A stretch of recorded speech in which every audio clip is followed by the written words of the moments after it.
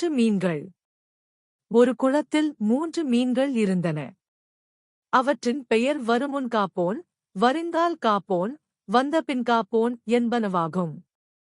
அவை மூன்றும் ஒரு கவலையும் இல்லாமல் பல நாட்கள் ஒன்றாக வாழ்ந்து வந்தன.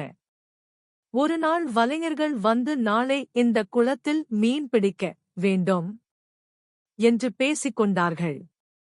இதைக் கேட்டவுடன் வருமுன்காப்போன் என்ற மீன் மற்ற மீன்களைப் பார்த்து, இப்பொழுதே தாம் மற்றோர் இடத்திற்கு போய்விட வேண்டும் என்று சொல்வியது. அதற்கு வருங்கால் காப்போன் என்ற மீன், என்ன அவசரம்? அத்தச் சமயத்திற்கு பார்த்துக் கொள்ளலாம். சமயத்திற்குத் தகுந்தாற்போல் தந்திரம் செய்து தப்பித்துக் கொள்ளலாம் என்று கூறியது.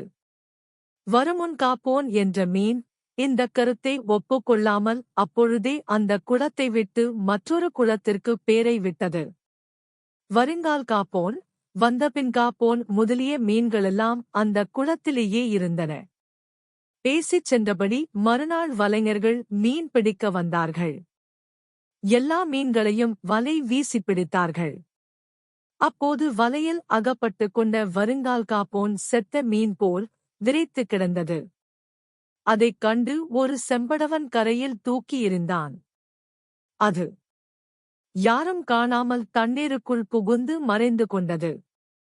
வந்தபின் காப்போனும் மற்ற மீன்களும் வழி தெரியாமல் அகப்பட்டுக் கொண்டு செம்படவர்கள் கையிலே சிக்கி மடிந்து போயின. முன்னாலேயே எதையும் நினைத்துப் பார்த்து முடிவு செய்பவன் உறுதியாகப் பிழைத்துக் கொள்வான். அவ்வப்போது சிந்தித்து வேலை செய்யும் அறிவுடையவனும் எப்படியாவது பிழைத்துக் கொள்வான். எதையும் எப்போதும் சிந்திக்காதவன் பிழைக்கவே மாட்டான்.